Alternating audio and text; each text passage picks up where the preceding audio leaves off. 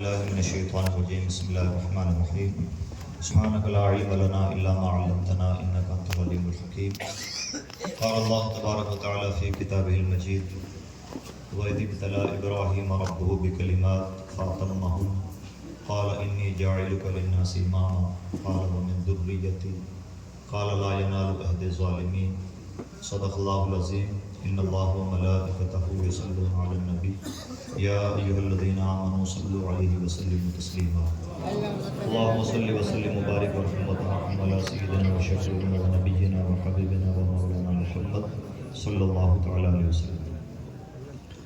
محترم بزرگ اور دوستو، ہم اور آپ سب بہت خوش قسمت ہیں کہ ایک عظیم روحانی محفل میں جلوہ افروز ہیں۔ ایسے محفلیں کم ہوتی ہیں۔ بات صرف اتنی نہیں ہے کہ یہاں پر حضور مرشد گرامی کے مریدین بیٹھے ہوئے ہیں، بلکہ سچائی یہ بھی ہے کہ یہاں پر بیٹھے ہوئے لوگ اپنے آپ میں سچ مچ حیثیت رکھتے ہیں۔ اللہ کا شکر ہے، چاہے یہاں سامنے کرسیوں پر بیٹھے ہوئے ہوں، اس میں بھی بڑی تعداد سادہ علماء کی ہے۔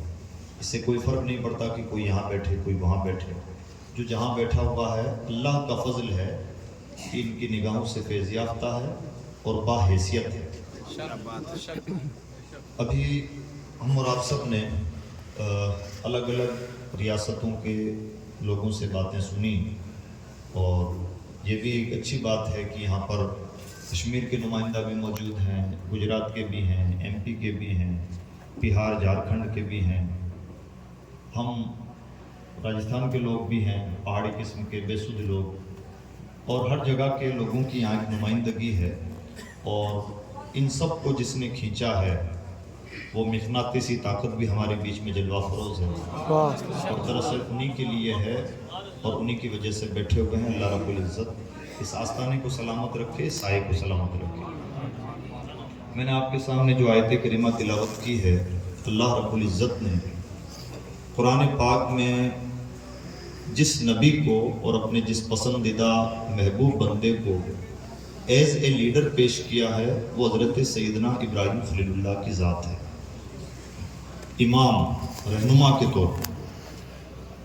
اور اللہ رب العزت نے حضرت ابراہیم علیہ السلام کو ایز اے لیڈر بھی پیش فرمایا، اور اس کے ساتھ ساتھ ابراہیم علیہ السلام کی خوبیاں بھی قرآن پاک میں جا بجا بیان ہوئی کہ اس ابراہیم کے اندر کون سی ایسی خوبیاں تھیں جن کی وجہ سے ابراہیم علیہ نبی علیہ السلام کو پوری کائنات کی امامت اور لیڈرشپ عطا کی گئی۔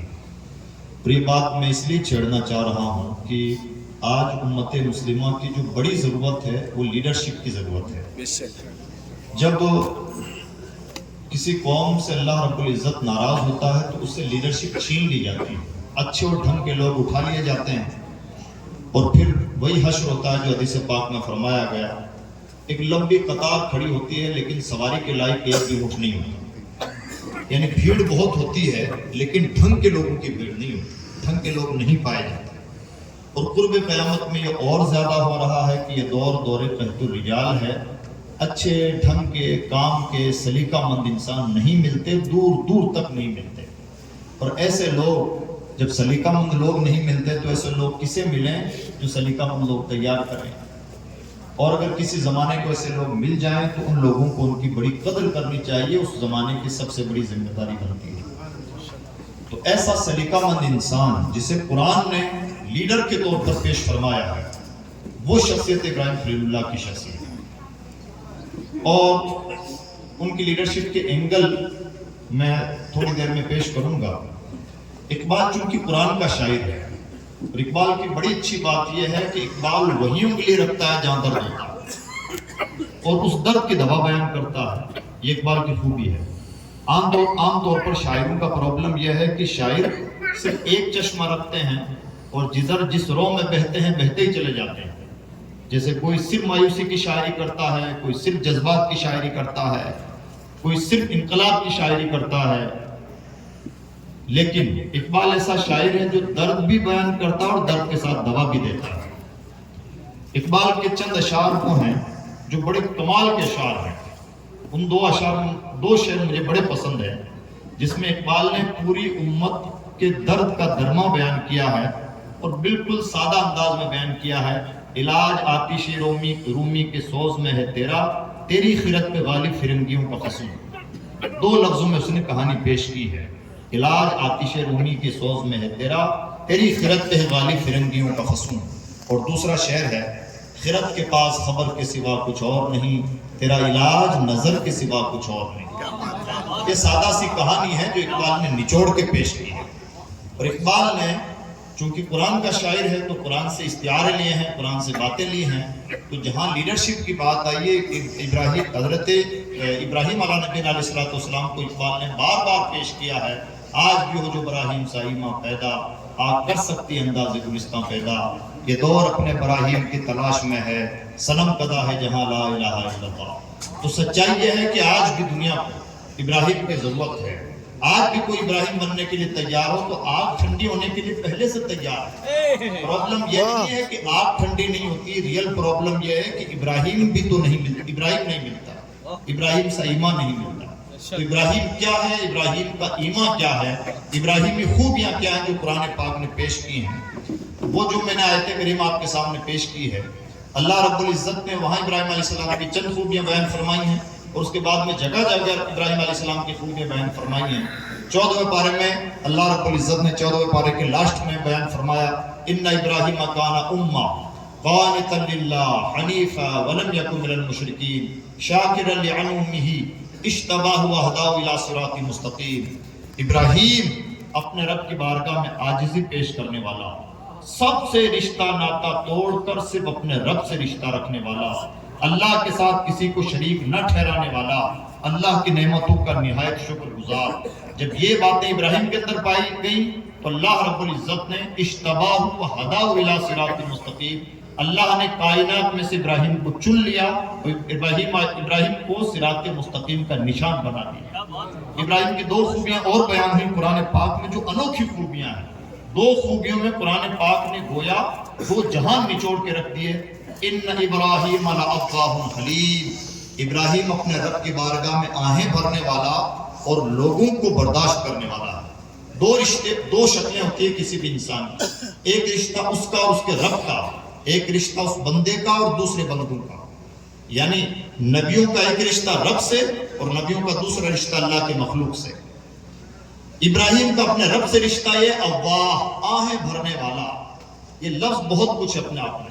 اور کمال یہ ہے کہ حدیث پاک کے مطابق اس امت کا اواہ ابو بکر صدیق، ابو بکر صدیق کی خوبی اواہ، اپنے رب کی بارگاہ میں رونا، آہیں بھرنا۔ اواہ کا لفظ ہی اپنے آپ میں بہت کچھ ہے، آہیں بھرنے والا، مسلسل رونے والا، مسلسل گریہ وزاری کرنے والا۔ اللہ نے فرمایا ابراہیم اواہ و حلیم ہے۔ حلیم کا مطلب برداشت کرنے والا۔ رب سے رشتہ ایسا ہے کہ رب کو منانے کی فکر، اور مخلوق سے رشتہ ایسا ہے کہ جو کریں سب برداشت۔ یہ دو خوبیاں ہیں لیڈر کی۔ لیڈر کی تنہائیاں صرف اپنے رب کے لیے، اور لیڈر کی دوسری خوبی یہ ہے کہ مخلوق کیا سلوک کرتی ہے مخلوق جانے، وہ برداشت کرنے کا جگر گھٹا رکھتا ہے۔ جس کے اندر یہ دو خوبیاں ہوں، یہ ابراہیمی خوبیاں ہیں، اسے اللہ رب العزت لیڈرشپ عطا فرماتا ہے۔ ابراہیم علیہ السلام کی خوبی یہ ہے، اپنے رب کے لیے وہ زندگی کیسی گزارتے تھے۔ انہوں نے کسی وقت کہا تھا، ان صلاتی و نسکی و محیایا و مماتی للہ رب العالمین، میری نماز، میری قربانی، میرا جینا، میرا مرنا اللہ کے لیے ہے جو پوری کائنات کا پالنہار ہے۔ ابراہیم علیہ السلام نے ہزاروں سال پہلے یہ بولی، جب قرآن پاک نازل ہوا اللہ کو یہ بول اتنے پسند آئے کہ ابراہیم کی ادائیں تو اللہ کی بارگاہ میں قبول ہوئیں، ابراہیم کے الفاظ بھی چونکہ تم اللہ کی بارگاہ میں اتنا قبولیت پائے کہ جب ہمارے نبی پر قرآن نازل ہوا تو اللہ نے ارشاد فرمایا قل ان صلاتی و نسکی و محیایا و مماتی للہ رب العالمین۔ اے نبی آپ بھی وہی بولے جو آپ کے جد اعلیٰ بولا کرتے تھے، میری نماز، میری قربانی، میرا جینا، میرا مرنا سب اللہ کے لیے جو پوری کائنات کا پالنہار ہے۔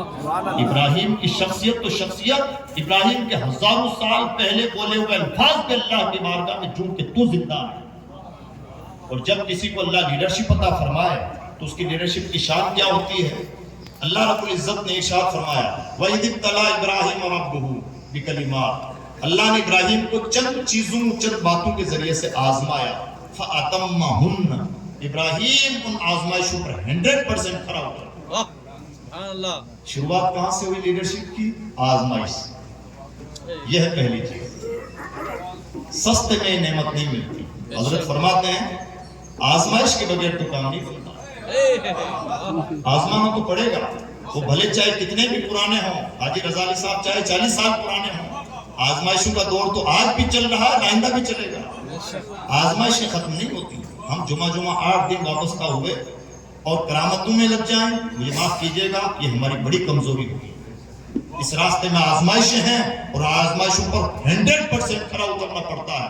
جب آزمائشوں پر کوئی کھرا اترتا ہے، اللہ نے وعدہ فرمایا انی جاعلک للناس اماما، ابراہیم میں تجھے لوگوں کی امامت عطا فرماؤں گا۔ لوگوں کی امامت، پوری کائنات کی امامت کی بات ہو رہی ہے۔ نبیوں کا ایک انداز ہوتا ہے، بلکہ بڑوں کا انداز ہوتا ہے کہ جب نعمتیں مل رہی ہوں بڑوں کو تو بڑے اپنے ساتھ چھوٹوں کے لیے بھی مانگ لیتے ہیں۔ تو ابراہیم علیہ السلام نے اس موقع کا فائدہ اٹھایا اور فرمایا قال ومن ذریتی، پروردگار مجھے امامت عطا فرما رہا ہے تو میری نسلوں کو بھی امامت عطا فرما دے۔ اللہ نے اس موقع پر، یہ ابراہیم کا درد دل ہے کہ انہوں نے اپنے ساتھ اپنے ماتحتوں کے لیے بھی مانگا، لیکن اللہ نے ایک ایسا اصول بیان فرمایا جو آج بھی بھارت کے لوگ اس وقت جو ہم جن حالات سے گزر رہے ہیں ان حالات میں گویا آنکھیں کھولنے والا اصول ہے، یہ ریگولر اللہ کا اصول ہے۔ اللہ نے یہ نہیں فرمایا ابراہیم تمہاری اولاد کو دوں گا یا نہیں دوں گا، اللہ نے فرمایا لا ینال عہد الظالمین، امامت جیسی عظیم نعمت ظالموں کو نہیں سونپی جاتی۔ پتا چلا، یہاں سے ایک نکتہ سمجھ میں آیا، آنی جانی کرسیوں سے بہت زیادہ گھبرانے کی ضرورت اس لیے نہیں ہے کہ لیڈرشپ اگر ظالم ہو جائے تو ایسی لیڈرشپ ٹکتی نہیں ہے، یہ اللہ کا اصول ہے۔ جس سے زیادہ کچھ نہیں ہونا ہے، زوال پذیر ہونا ہے، یہ اللہ کا اصول ہے۔ ایمان و کفر یہ قبر کا مسئلہ ہے، لیکن اللہ کا اصول ہے کہ ظلم کے ساتھ لیڈرشپ باقی نہیں رہتی ہے، یا تو ظلم چھوڑنا ہوگا یا کرسی چھوڑنی ہوگی۔ سبحان اللہ سبحان اللہ۔ لا ینال عہد الظالمین، جو ظالم ہوگا وہ لیڈر بن کے نہیں رہ سکتا۔ اس لیے حالات اتار چڑھاؤ کا شکار ہو سکتے ہیں، ہم جذباتی لوگ ہیں، جلدی گھبرا جاتے ہیں۔ جو جذباتی نہیں ہے وہ دیکھتے رہتے ہیں، نہ گھبراتے ہیں، نہ کسی پریشر کا شکار ہوتے ہیں، نہ شکوا کرتے ہیں، اور نہ ہی کسی طرح کی کوئی شکل ان کی پیشانی پہ آتی ہے۔ ان سے سیکھنا چاہیے کہ حالات سے کیسے نپٹا جاتا ہے۔ اللہ کا وعدہ ہے کہ ظالم کے ساتھ لیڈرشپ نہیں رہ سکتی، اور صرف ابراہیم کی ذریت کے لیے نہیں، قیامت تک کے لیے یا تو ظلم رہے گا یا پھر اقتدار رہے گا، یہ اللہ کا اصول ہے۔ تو اللہ رب العزت نے ابراہیم علیہ السلام سے وعدہ فرمایا انی جاعلک للناس اماما، ابراہیم میں تجھے امامت عطا فرماؤں گا۔ پھر ایک وقت آیا کہ اللہ نے ارشاد فرمایا ان ابراہیم کان امہ، ابراہیم لیڈر تھا۔ سوال یہ ہے کہ ابراہیم علیہ السلام کی لیڈرشپ ہے کیسی قیادت ہے، کیسی امامت ہے؟ عزیز دوستو، جب ابراہیم علیہ السلام کی قیادت پر ہم غور کریں گے تو دو چیزیں نظر آتی ہیں۔ پہلی چیز تو یہ نظر آتی ہے کہ جو نبی کبھی فلسطین سے موجودہ مکہ اور کبھی یہاں سے وہاں، کبھی بیوی بچے چھوٹ رہے ہیں، کبھی بچے پریشان ہو رہے ہیں، کبھی کئی قربانی دے رہے ہیں، کبھی کسی ظالم سے نبوت آزمائی کر رہے ہیں، مناظرہ اور بحث کر رہے ہیں، ظاہر میں تو ایسا نظر نہیں آتا کہ وہ ایک آدمی بڑا امام ہے، اس کی تو زندگی میں بڑی ادھیڑ بن نظر آتی ہے۔ لیکن اللہ رب العزت کا وعدہ جھوٹا نہیں ہو سکتا۔ اللہ نے ابراہیم علیہ السلام کو ایسی امامت عطا فرمائی کہ ابراہیم علیہ السلام نے تعمیر کعبہ کے وقت جو لباس پہن لیا تھا، اللہ نے ہزاروں سال گزرنے کے بعد اس لباس کو بھی نہیں مرنے دیا۔ کوئی بھی حاجی کتنا بھی قیمتی لباس پہن سکتا ہو، جب اس آستانے پر حاضر ہوگا تو دو بنا سلی ہوئی چادریں پہن کے ہی حاضر ہونا ہے۔ ابراہیم کیا مریں گے، ابراہیم کا لباس نہیں مر پایا۔ ایسا نہیں کہ آج تک نہیں مر پایا، قیامت تک بھلے کوئی کتنا بھی لباس قیمتی لباس پہن سکتا ہو، جب اس جگہ پہ حاضر ہونا ہے تو لباس وہی پہنے گا جو ابراہیم نے پہن رکھا تھا۔ زمانہ بدل جائے، زمانے کی تہذیبیں بدل جائے، غریبی اور مالداری کے انداز بدل جائے، ابراہیم کی ادائیں نہیں بدلتی ہیں۔ ابراہیم کے بیٹے نے جن ٹھوکروں سے پانی نکالا تھا، ٹھوکروں سے تو پانی نہیں نکلتا، یہ بھی عجیب بات ہے۔ ہم بھی زمین پر ٹھوکر مارے کیا پانی نکلتا ہے؟ اور وہ بھی بچے کی ٹھوکروں سے پانی۔ دراصل ٹھوکریں وکریں سب بہانہ ہیں۔ اللہ رب العزت جب کسی کو زندہ فرماتا ہے تو یوں ہی اسباب بنتے ہیں۔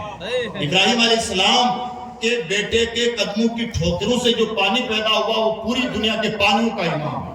ایسا انوکھا پانی کہ آج تک دنیا اس کے منرل نہیں ناپ پائی.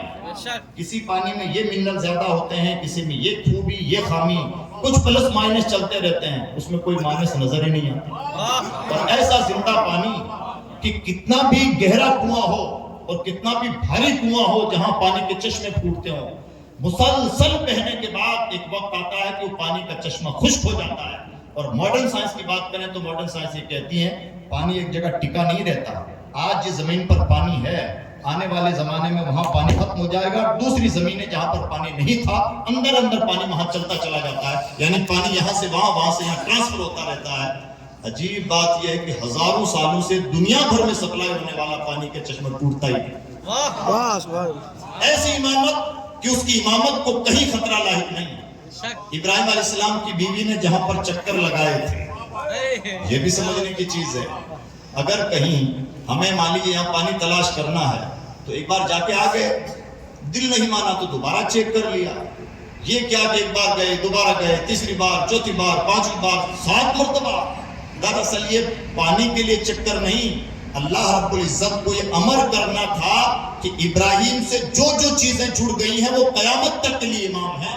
اگر وہ چکر لگا دیے, آج بھلے صفا مروہ کے نشان بھی نہ باقی اور کسی کو پانی کی ضرورت نہ ہو, ادائیں وہی اپنائی جائیں گی جو حضرت حاجرہ نے کی تھی.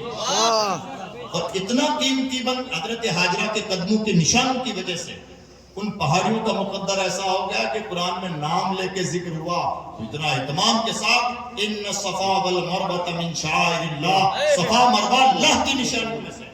ابراہیم علیہ السلام نے تعمیر کعبہ کے وقت جہاں پر پاؤں رکھے تھے, اللہ نے اس پتھر کو ایسا شعور عطا فرمایا کہ جیسے جیسے کعبے کی دیواریں اونچی ہوتی رہتی وہ پتھر بھی اونچا ہوتا رہتا. اور اتنی مستی میں اونچا ہوتا کہ ابراہیم کے قدموں کے نشان اپنے سینے میں محفوظ کر لیا.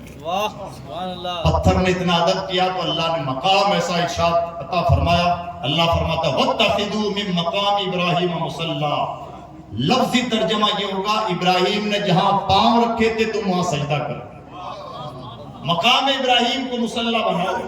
مقام کا مطلب کھڑے ہونے کی جگہ. ابراہیم نے جہاں پاؤں رکھ دیے تھے, حاجیوں تمہارے لیے ضروری ہے کہ تم وہاں پر 2 رکعت نماز ادا. ابراہیم نے جہاں پاؤں رکھ لیے تھے وہ پاؤں زندہ, ابراہیم نے جو لباس پہن لیا وہ لباس زندہ. آج ہم کسی بیٹے کی قربانی نہیں دینے جا رہے ہیں, لیکن ابراہیم علیہ السلام نے ایک ادا اپنائی تھی, بھلے کسی کو گوشت کھانے کی ضرورت ہو یا نہ ہو, بلکہ کوئی بھی ضرورت ہو یا نہ ہو, ابراہیم نے جو ادا اپنا لی تھی دنیا کے لیے واجب قرار دیا گیا ہے کہ وہ ادا ضرور اپنائی جائے گی. تو ابراہیم کی ادا زندہ, ابراہیم کا لباس زندہ, ابراہیم کی بیوی کے قدموں کے نشان زندہ, ابراہیم کے قدموں کے نشان زندہ, ابراہیم علیہ السلام کے بیٹے کے قدموں سے نکلنے والا پانی زندہ, ابراہیم نے جو بول بولے تھے ہزاروں سال پہلے وہ بول زندہ. یہ ابراہیم کی لیڈرشپ, ایسی عالمگیر لیڈرشپ اور ایسی عظیم لیڈرشپ کہ دنیا میں 3 بڑے مذہب بنام اسلام, خدا کو ماننے والے 3 بڑے مذہب, اسلام, یہودیت اور عیسائیت.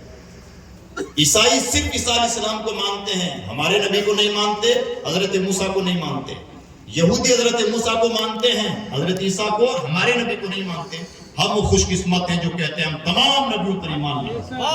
سب سے بڑا مرتبہ ہمارا, جس کا جو مرتبہ ہے وہ مانتے ہیں اور مانتے سب کو ہیں.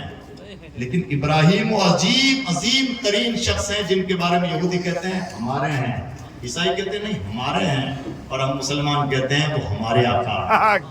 یعنی ایسے عظیم لیڈر جنہیں 3 بڑے مذہب کہتے ہیں کہ ہمارے لیڈر ہیں. قرآن پاک نے اسی لیے ارشاد فرمایا ما کان ابراہیم یہودی ولا نصرانی, ابراہیم نہ یہودی تھے نہ نصرانی تھے بلکہ دین حنیف کے ماننے والے. اور اللہ رب العزت نے اس سے بھی آگے بڑھ کر ہمارے نبی سے ارشاد فرمایا واتبع ملت ابراہیم حنیفا, اے نبی آپ بھی اسی مذہب پر چلنا جو ابراہیم کا مذہب تھا. امام الانبیاء سے کہا جا رہا ہے اس مذہب پر قائم رہنا. آج جس کو ہم مذہب اسلام بولتے ہیں اسی کو پہلے ملت ابراہیمی بولا جاتا تھا. امام الانبیاء سے کہا جا رہا ہے اے امام الانبیاء واتبع, اس مذہب کے پیروکار بن کے رہنا جو ملت ابراہیمی تھا. یعنی کیسی عظیم لیڈرشپ. اب عزیز دوستو یہ لیڈرشپ ملتی کیسے ہے؟ اس لیڈرشپ کے ملنے کا راز اور ابراہیم بننے کا راز ایک رشتہ اپنے رب سے, ایک رشتہ اللہ کے مخلوق سے. اور رشتوں میں عاجزی اس بلا کی اپنی عقل کا کوئی استعمال نہیں، بلکہ توکل کا عالم یہ آگ میں ڈال دیے جائیں، جبریل پوچھیں، کوئی خواہش نہیں۔ اچھا جس سے ہے اس تک پہنچا دوں، وہ بھی ضرورت نہیں۔ اس بلا کا توکل، اس عالم، یہ توکل کا عالم۔ عقل یہ کہتی ہے چلیے جبریل سے نہ مدد چاہتے، جس سے چاہتے ہیں ان کے لیے، اس سے عرض کرنے کے لیے تو کہہ دیتے۔ توکل کے خلاف، ابراہیمی توکل کے یہ بھی خلاف ہے۔ ہم کئی مرتبہ مرشد گرامی کے بارے میں اس لیے ڈاواڈول ہو جاتے ہیں کہ حضرت سے مرید ہیں اور ہماری بلائیں نہیں ٹلتی، ہم اتنے ہلکے میں لے لیتے ہیں۔ عشق کا مزاج یہ نہیں ہے کہ بلائیں ٹلیں تو ٹھیک اور نہ ٹلیں تو دل میں کچھ مسائل ڈاواڈول ہو جائے۔ عشق کا مزاج تو یہ ہے کہ بلائیں ٹلے یہ عرض بھی نہیں کرنا، اور کوئی کہہ دے کہ عرض کرنا ہے تو اس سے بھی کہہ دینا کہ نہیں، یہ ہے توکل۔ اور اس درجے کا توکل کہ میرا جینا مرنا سب اللہ کے لیے، یعنی دنیا کو پہلی مرتبہ ماننے کا جس نے سلیقہ دیا، ان صلاتی و نسکی، میری نماز اور قربانی، نماز قربانی یعنی جسمانی عبادتیں ہوں یا مالی عبادتیں، بلکہ جینا مرنا، شارٹ میں کہیے جینا مرنا سب اللہ کے لیے، جو کچھ ہے اس کے لیے، اولاد قربان کرنے کے لیے تیار۔ انسان ایسے موقعوں پر جھانسا دیتا ہے، کوئی خواب کی باتوں میں آتا ہے اپنی اولاد کو ذبح کرنے کے لیے۔ ابراہیمی مزاج یہ نہیں ہے کہ جھانسوں میں آئے، ابراہیمی مزاج یہ ہے کہ رب تعالیٰ کی طرف سے کوئی اشارہ ہے کر گزرو، یہ ابراہیمی مزاج۔ اور جب اس بلا اس طرح کا مزاج ہوتا ہے تو اب دیکھیں ایک شخص کی زندگی میں اتنی ادھیڑ بن ہے کہ کبھی فلسطین میں رہتے ہیں، کبھی مکہ آتے ہیں، موجودہ مکہ، اور بے آب و گیا زمین ہے اس وقت کا مکہ۔ اس وقت مکہ شہر نہیں تھا، بلکہ دعائیں کر رہے تھے رب اجعل ھذا بلدا آمنا، پروردگار اسے امن والا شہر بنانا، اللہ نے بنا دیا۔ بلکہ ہمارے نبی جو مبعوث ہوئے وہ بھی حضرت ابراہیم علیہ السلام کی دعا کا پھل ہے۔ اللہ رب العزت کی بارگاہ میں انہوں نے دعا کی کہ ربنا وابعث فیہم رسولا من انفسہم، اے پروردگار ان میں ایسا رسول بھیجنا جس کے اندر یہ خوبیاں پائی جائیں۔ یہ ابراہیم کی زندگی، ایسی ادھیڑ بن کی زندگی جب کوئی تنہائی میں گزارتا ہے، صرف اپنے رب کے لیے جینا، اپنی اولاد کو قربان کر دینا، اپنی بیوی بچوں کو تیاگ دینا، بلکہ سفر و حضر میں رہنا، کبھی کسی سے نبرد آزمائی کرنا، اپنے رب کے لیے ہر ایک سے لوہا تول لے لینا، یعنی اسے اپنی کوئی فکر ہی نہیں ہے۔ جب کوئی بندہ اتنا اپنے رب کی محبت میں گم ہو جاتا ہے تو اللہ فرماتا ہے ہم نے ابراہیم کو خلیل بنایا، اور جب اللہ خلیل بنا لیتا ہے تو اسے پوری کائنات کی لیڈرشپ عطا فرماتا ہے۔ آج کے دور میں عزیز دوستو، امت کو جس چیز کی سب سے زیادہ ضرورت ہے وہ ہے کامیاب قیادت۔ پرابلم یہ ہے کہ قائد اہل سنت اور قائد ملت اسلامیہ پوسٹر کی حد تک بہت نظر آتے ہیں، زمین پر کوئی نظر نہیں آتا، اور بظاہر کوئی زندہ باد مرد آباد اور دھرنے پردرشن کر بھی لے تو اسے قیادت نہیں کہتے ہیں۔ قیادت کا مطلب ہوتا ہے افراد تیار کرنا، اور افراد تیار کرنے والے لوگ خاموشی کے ساتھ اپنا کام انجام دیتے ہیں۔ دھمال مچانے کا نام قیادت نہیں ہے۔ قیادت کی زندگی گمنام زندگی ہوتی ہے، خاموشی کی زندگی ہوتی ہے، لیکن آنے والی نسلوں کے لیے ایسے افراد تیار کر جاتی ہے کہ آئندہ کئی نسلیں زندہ رہتی ہیں اور وہ قیادت کا نام و نشان باقی رہتا ہے۔ اور یہ کام صرف روحانیت کی بدولت پاسبل ہے۔ دنیا تھک چکی ہے، آزما چکی ہے، لیڈرشپ کی فارمیلٹی کی ٹریننگ ہو چکی ہے، لیکن ہر لیڈرشپ فیل ہو جاتی ہے۔ ایک ہی لیڈرشپ زندہ رہتی ہے جسے غریب نواز کی لیڈرشپ کہتے ہیں۔ ہاں، غریب نواز بنانے کے لیے تپانا بہت پڑتا ہے۔ عقل تو یہ کہتی ہے، عثمان ہارونی نے 20 سال کا عرصہ جسے تپایا، اگر غریب نواز نے کم مدت میں لاکھ 90 لاکھ یا جو کچھ بھی، 90 لاکھ نہیں، میں تو کہتا ہوں 10 لاکھ مان لیجئے، کسے کہتے ہیں 10 لاکھ؟ 10 لاکھ لوگوں سے اگر ہمیں مسافہ کرنا پڑے، ہاتھوں کی چمڑی ادھر جائے، 10 لاکھ لوگوں کی کایا پلٹ ڈالنا، ان کا مذہب تبدیل کر لینا، مشکل ترین فیصلہ ہوتا ہے انسان کی زندگی میں مذہب تبدیل کرنے کا فیصلہ۔ ایک نگاہ نے مذہب تبدیل کر دے رہی ہے۔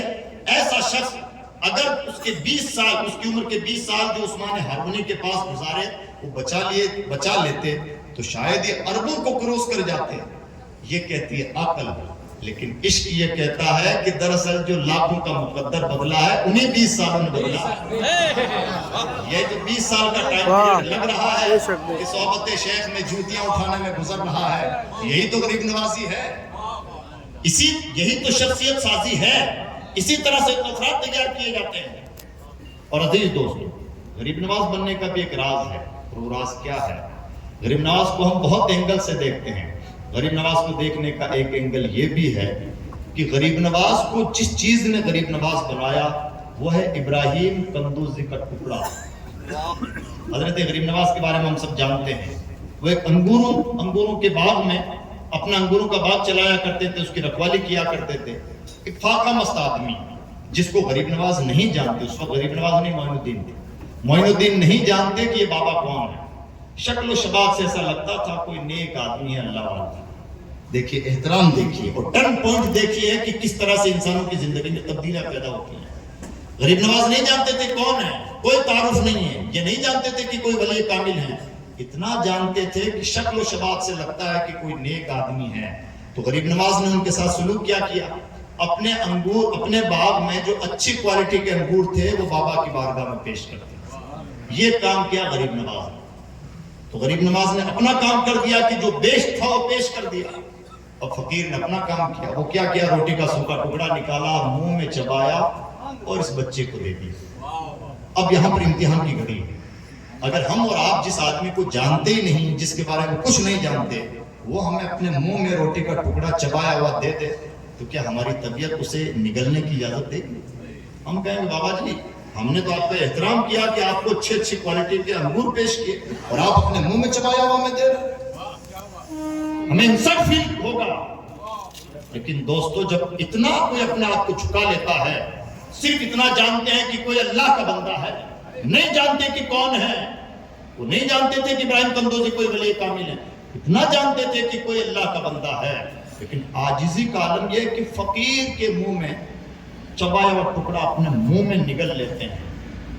اسی ٹکڑے نے معین الدین حسن کو غریب نواز بنایا، اسی ٹکڑے نے تو اندر بھونچال مچایا تھا۔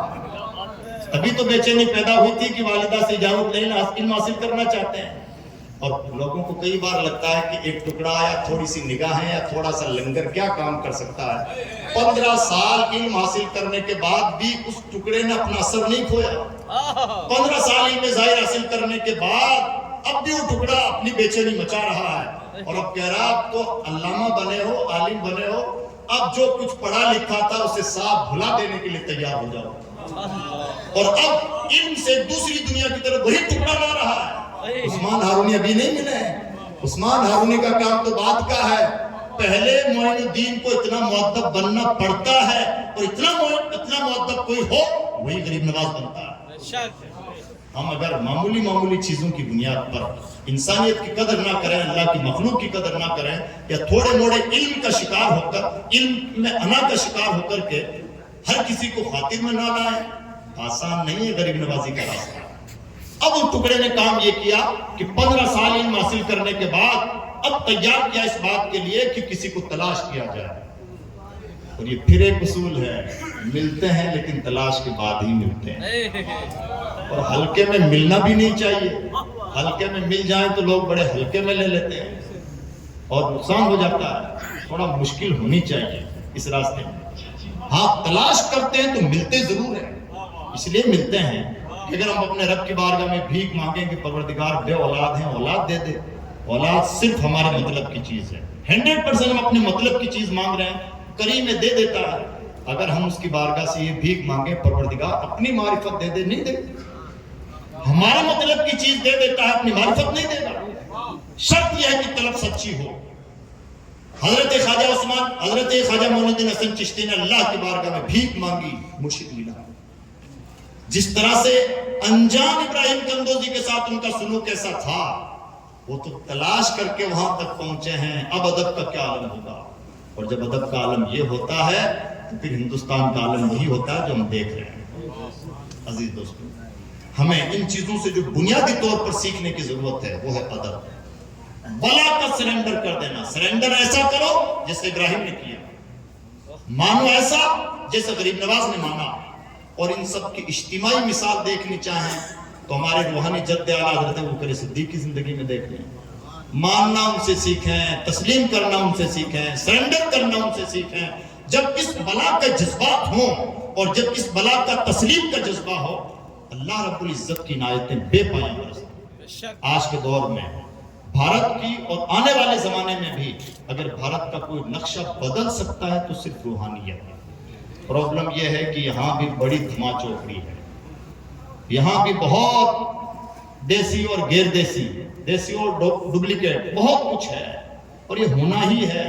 جب حضرت مجدد کے زمانے میں تھے تو ہمارے زمانے میں تو اور زیادہ ہوگا، اور جتنے مارکیٹ میں ڈیمانڈ بڑھے گی اتنے ہی فرضی لوگ بھی بڑھیں گے۔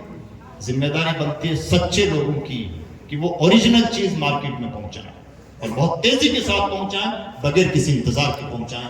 میں امید کرتا ہوں کہ ہم اس چیز کی ذمہ داری اپنے سر لیں گے، اور اگر اللہ رب العزت نے ہمیں کوئی نعمت عطا فرمائی ہے تو اس نعمت کو آگے سے آگے بڑھانے کی کوشش کریں گے۔ اللہ رب العزت ہمیں توفیق خیر سے نوازے۔ لا الہ الا اللہ محمد رسول اللہ۔ السلام علیکم ورحمۃ اللہ وبرکاتہ۔